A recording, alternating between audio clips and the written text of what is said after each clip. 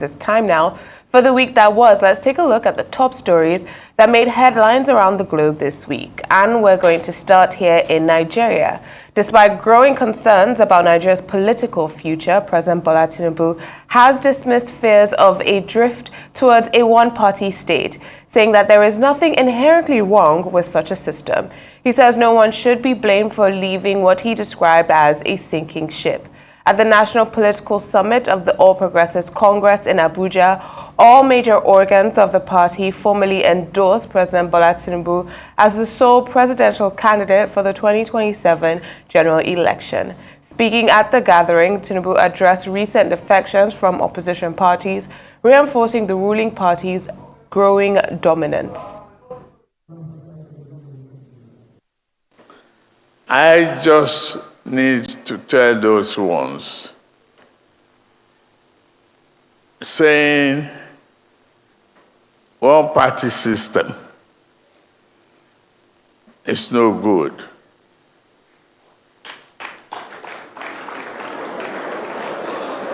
It's one party ruling and driving the aspiration of Nigerians. Where do they start? You don't blame a people bailing out of a sinking ship when they have no life jacket.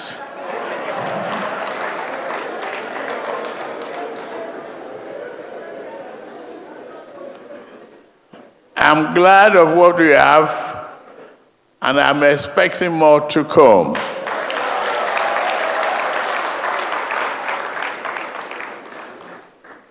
That is the game. We are in a constitutional democracy. Don't forget the freedom of movement and the freedom of association is not criminally punishable. Welcome to the progressives. Sweep them clean.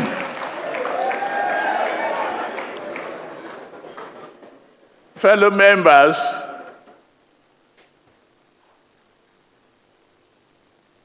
of our great party and compatriots, I stand before you today at this National Policy Summit, put together by our party, brimming with profound gratitude for the sacred mandate you entrusted me with in the past 2 years. I thank you all for your unrelenting support and belief in the grand vision that we share to uplift our nation and renew our hopes and aspirations. I thank every one of you. I'm thoroughly inspired. We are just halfway through the journey that began almost 24 months ago. Therefore, this summit offers our administration the opportunity to present our scorecard. You've evaluated it. You've enumerated how far we've been. The faithfulness, the Nigerian assessing how far we have progressed in steering our country along the critical path of our socio-economic development. 2 years ago, we embarked on this journey, propelled by a burst of hope and abiding faith in Nigeria and unity and progress. Together, we pledge to confront Nigerian challenges head-on by rebuilding the trust, fostering prosperity, and restoring our nation's economic health. Today, I am proud to affirm that our economic reforms are working. We have removed corruption-leading arbitrage, fuel subsidy, eliminating the arbitrage-driven multiple foreign exchange, together with our far-reaching tax reform. I hope the bills are passed and will be on their way. Senate President, Speaker, where are those tax reform bills? Well, that's definitely an interesting submission there by President Tinubu, of course. Right before the summit, I was in the House of Representatives when yet another member of the Labour Party left the Labour Party and moved to the APC. Right before the summit, you know, and I think they already had a special handshake going on there in the Green Chamber. But, you know, one thing for me, I think it's quite disingenuous to compare the situation in Nigeria to the situation in China, on the People's Republic of China, the Communist Party, which has a very clearly defined ideology. In Nigeria, I can't say that the APC or the PDP or the Labour Party have defined ideologies, because if they did, then also it would not be so easy for these members to move from one party to the other. And, you know, when we're talking about rats leaving a sinking ship, as the president said there, it's not about them, you know, it's not about the ideals or their ideologies. It's not about progress for their people. It's about consolidation of power. It's about personal politics here. Politicians are taking their political interest, and it seems the political class is very happy with the president, but I don't know if the people are. But we've seen this before. I believe Jonathan got a rounding support in 2014, right? Yeah, he did. He did to an extent, but of course he was faced with, you know, the superior firepower of APC at the polls. But I mean, I'd like to just quickly, you know, clarify what the president was saying clearly is not necessarily to compare the situation in Nigeria to what is happening in China. And I don't think that he was necessarily canvassing for a one-party state. I think that what he said clearly was that it is only one party that is ruling, and that's the APC. But of course, you also have to acknowledge that even though it's only one party that is ruling, there are members of other parties who have been called to serve in that government. A member of PDP, former Rivers State Governor, Nyesom Wike, in an important position in FCT, for example, you know, will be one to be counted. Bianca Ojukwu, you know, who is the Minister of State for Foreign Affairs, who, of course, you know, is the spouse of the founder of APGA, you know, is also serving, you know, quite creditably well in his government. I think what the president is basically doing should be contextualized, given the fact that at a time in Nigerian politics, it was once described with his own political party, the Action Congress at that time, as Okonlawon of the Nigerian politics. In other words, the only one standing, you know, in the opposition. Don't forget that those who are shouting one party now were possibly enjoying it at a time, you know, when PDP was the behemoth of Nigerian politics. When Jonathan left at the time that you referred to in 2014, 2015, he had 22 solid states, you know, with PDP. But before then, there was a time when Obasanjo was leaving. Obasanjo left with 27, you know, PDP states. There was a time that PDP, as a matter of time, of fact, temporarily had controlled 31 states. Only AC of Asiwaju Bola Ahmed Tinubu in the entire, you know, south, and then about 4 for AMPP in the north temporarily, and then it came back down to about 28. APC as at today, if you count the fact that Delta is now, you know, within the kitty of the ruling party, will be about 22, 23 governors. But what is important is that it isn't only governors' party that wins presidential election. And we saw, you know, a bit of that in 2023 when an Obi who didn't control any, you know, governor, and with a relatively new party, you know, had more than 6 billion and won about 11 or 12 states for the presidential election.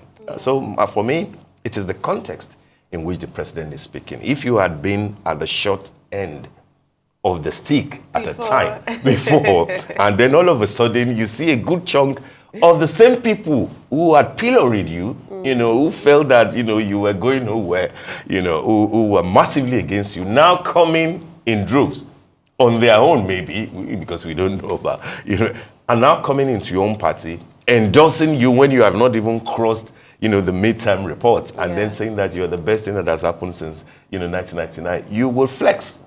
Maybe you may gloat a bit, and I think that's what he's gloating here. And I think that's what the president is doing. I don't think Nigeria at any time, and not under this gentleman, Ashwajibola and Tinubu, will drift into a one-party state. There will be a dominant party. Yes. APC is dominant. Maybe a few more will come. What we should be worried about will be what are the things making people like, somebody who ran as the running mate to presidential candidate in less than 2 years, moving to the ruling party. Yes. What will make a man who calls himself a pastor, but then he looks like his political side has trumped his pastoral side, and not only saying that I'll be going to the ruling party, he's saying that if his appointees do not follow him, they should resign. Yes. Those are the things that people should worry about, and not necessarily about the president who says, hey, I'm all open arms, come if you want. So I do not think that we will get to a one-party state, but then APC will continue to be dominant. But like you rightly raised, will that be the desire of most of Nigerians? The next 2 years, of course, will be a lot different from the first 2 years. And we will see if his economic agenda and reforms will be sufficient to earn him a re-election, not just because, every team, Dick and Harry are coming to his party. But let's move on. In the meantime, the Attorney General of the Federation and Minister of Justice, Lateef Fagbemi, on Friday assured Nigerians that President Bola Tinubu's administration will continue to uphold the rule of law and not falter in the fight against corruption, no matter whose ox is God. He also dismissed claims that the chairman of the Economic and Financial Crimes Commission, the Solicitor General of the Federation, and Permanent Secretary of the Federal Ministry of Justice met a former and incumbent governor of a South-South state as to their defection to the All Progressives Congress. Paul Ibe, media aide to former vice president and candidate of the People's Democratic Party in 2023 presidential election, Atiku Abubakar, had, while speaking on a television program, insinuated that certain factors may have been responsible for the defection of the South-South governor and his predecessor. Reacting, the AGF, through his media aide, Kamarudin Ogundele, described the allegations as contemporaneous and from the pit of hell, and at best, a figment of imagination of Mr. Ibe. Interesting clarification there. Yeah, I believe this is what you were talking about earlier, that we should be thinking about maybe the pressures or incentives that are causing people to leave their parties or to join the APC, rather than just the fact that people are joining the APC. And I think it is, because I really agree with you, as you said, history always repeats itself. At one point in time, the PDP were dominant, and they felt that they were too big to fail. And our history has taught us that there's nothing that's too big to fail. Nothing is too big to fail. Not parties, not banks, not countries. No business. No business, And so I do think that's something that we have to keep our eye on as active citizens. But also, I do agree with you there that the president was definitely gloating. But I would not have been. I don't think I would have enjoyed being one of the rats that they were running away from a sinking ship there. Well, I mean, just a quick one on this. Paul Ibe, I know very well, brilliant journalist, I think what this teaches us is that let's be sure of facts, before we go up on television and to make allegations, particularly when it concerns big institutions of government. I like the fact that the Attorney General, and a few others have come out to say that nothing of the sort happened. If you think that, it happened, show receipt, provide evidence that the reason why a certain South-South governor has moved or another one is trying to move is because EFCC is knocking on their doors. I don't think that allegation will fly, given the fact that, again, the man that they are now all rushing to meet was once, as I said earlier, at the short end of the stick. He was paraded, he was, Code of Conduct Bureau, docked him and everything. But they couldn't find anything against him. If there are people who think that their house is not clean and there are skeletons in their cupboard, maybe they are the ones that we should again direct the interrogations to. Why are you running? Are you guilty of what you have been accused of? Why are you seeking refuge, in a safer place? Why are you not able to be like the man that you are running to, who, when he was alone, among opposition members, he stood firm. He went to court. He did everything. Everything was thrown at him. But he says, hey, maybe that's how to play politics. Maybe that's the game that the president was referring to. Maybe. But this idea of there's a safer place really does worry me, because it should be concerning. It should but be then very concerning. my first set of questions will go to those who are running. If they are clean, maybe they won't be running in the first instance. That is not to say that they are actually running. Maybe they're just moving to where they feel better. But let's move on.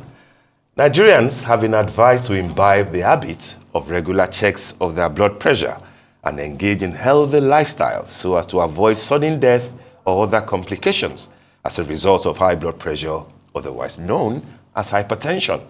President of Nigeria Hypertension Society, Professor Someone Isezuo, made the call in Sokoto State during a free medical checkup at Sokoto Central Market as part of activities marking this year's World Hypertension Day.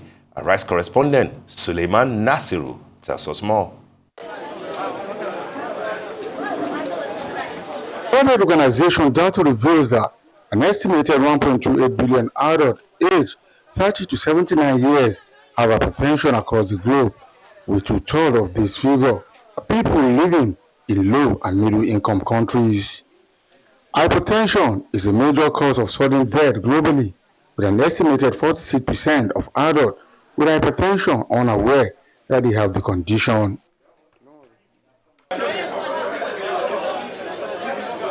As part of activities marking the World Hypertension Day in Sokoto, over 100 persons have benefited from free medical checks and counseling organized at the Sokoto Central Market. President of the Nigerian Hypertension Society described hypertension as a silent killer that can only be detected through regular checks. Yeah, 1 of every 4 adults has hypertension. Globally, in the whole world, the burden is similar to what we have in the urban area. 1 out of every 3 adults have hypertension in the whole world globally. We call it a silent killer because, as you can see, the man that had very high blood pressure that we saw this morning has no symptom. So hypertension does not cause any symptoms, but the complications are deadly, like stroke, heart failure, heart attack, and sudden death. And this can just occur suddenly in a man that really looks apparently well all along. Beneficiaries appreciate the gesture and promise to make regular checks a habit so as to safeguard their health. We thank God that everybody, we think that most of the people, they give us maximal cooperation on this exercise. So I thank God. God bless us. I don't know that hypertension is a dangerous disease, but I'm just told today that this thing can kill me at any time. But I've been tested and advised, and I've been given free drug. I want to appreciate. According to the World Health Organization, one of the global targets for non-communicable diseases is to reduce the prevalence of hypertension by 33% between 2010 to 2030. Suleiman Nasser, Arise.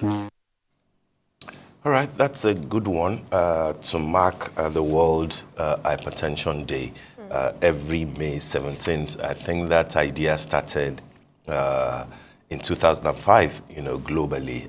It was first observed on May the 14th, and then every subsequent year it became May 17th, to draw attention and, of course, create advocacy around this silent killer.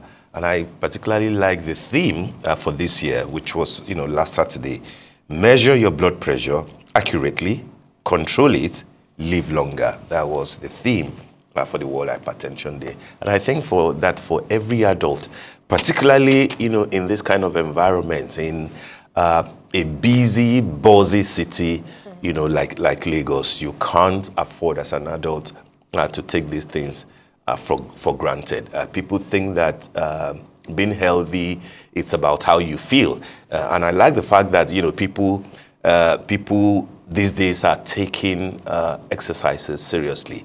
But then if you listen to many doctors, they will tell you that don't take that in isolation. If you're going to have to wake up at 5 or 6 a.m. so that you can spend an hour at the gym or jogging, also consider at what time did you go to bed the previous night? How many hours of good sleep did you have?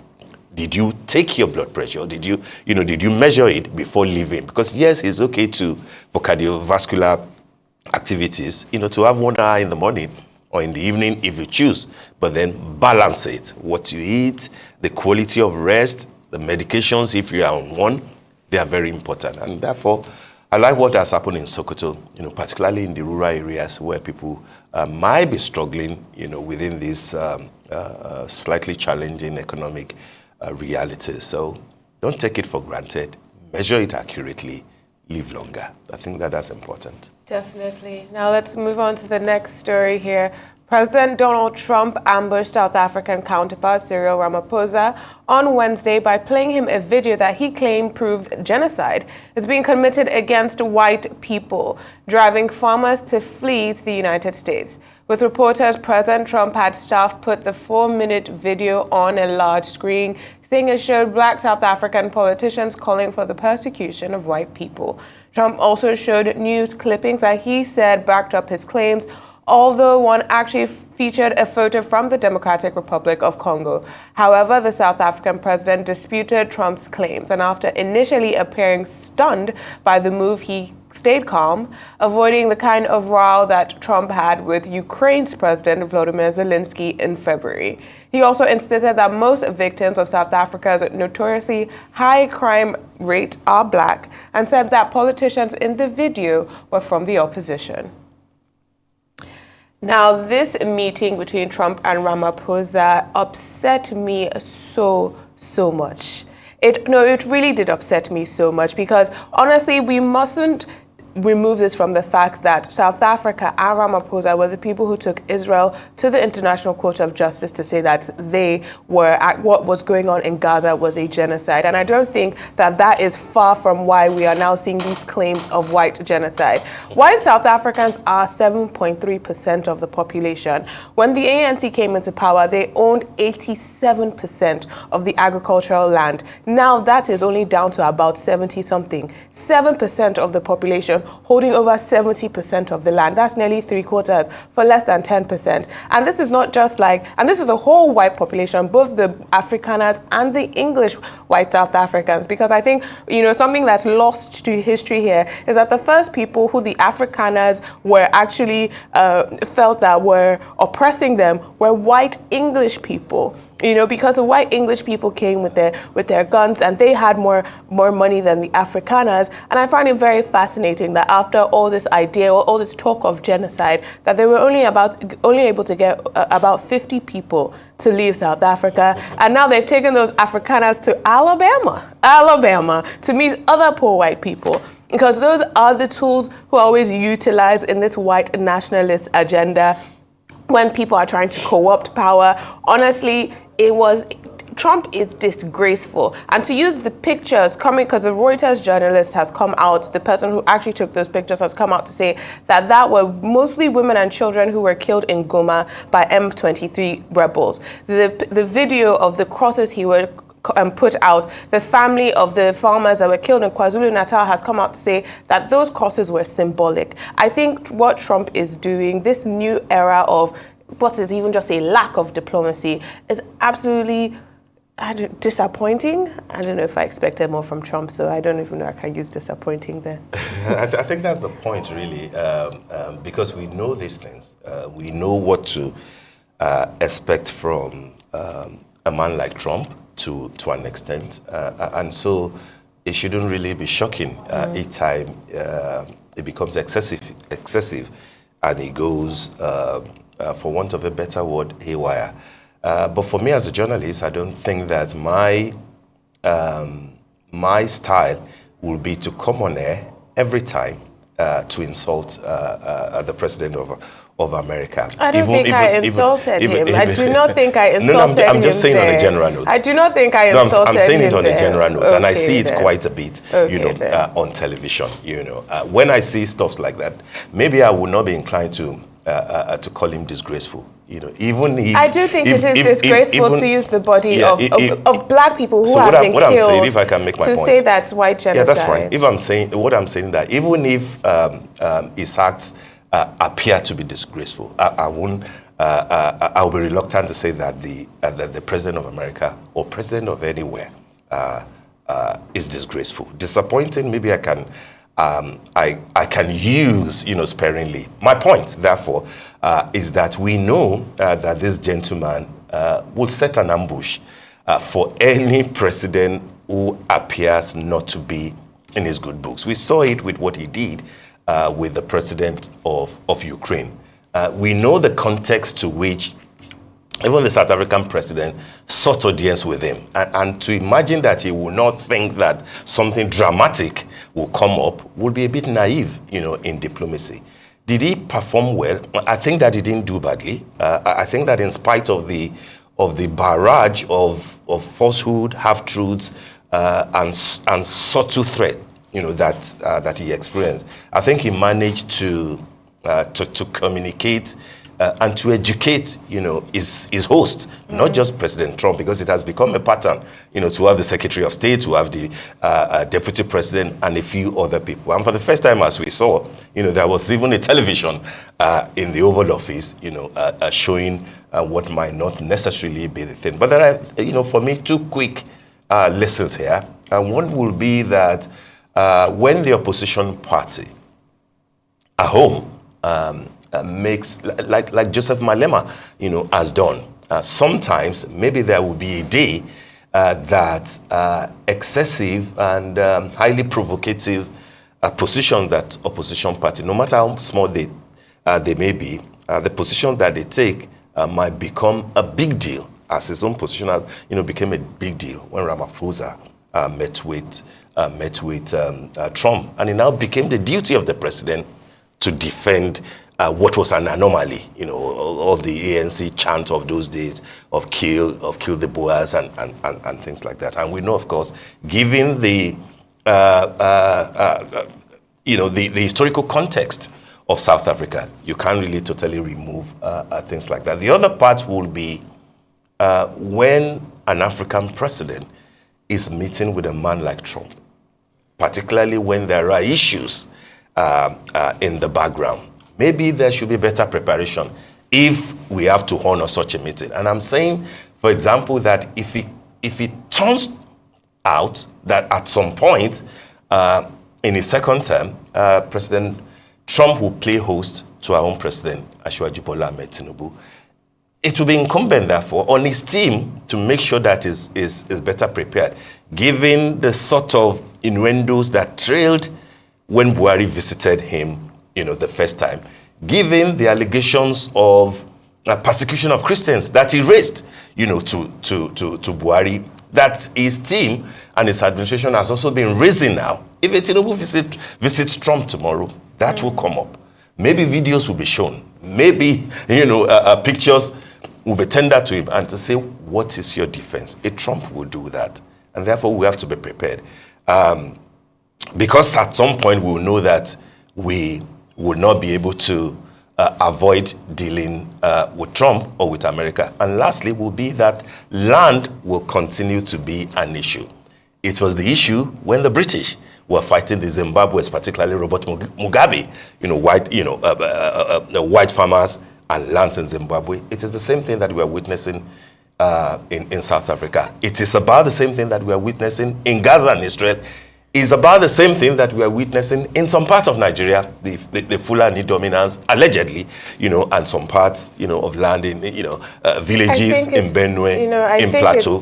And where land, they are different, I agree. But where land is concerned, and there is agitation for land, the sort of politics that you'll be faced with will not be clean, will not be beautiful. And therefore, a president or a leader who is trying to defend the situation of his country should be better prepared. I think Ramaphosa should have been better prepared, in my opinion. Definitely, but I also fear this weaponization of genocide to push white nationalist agendas. Well, that's all that we have for you on the week that was.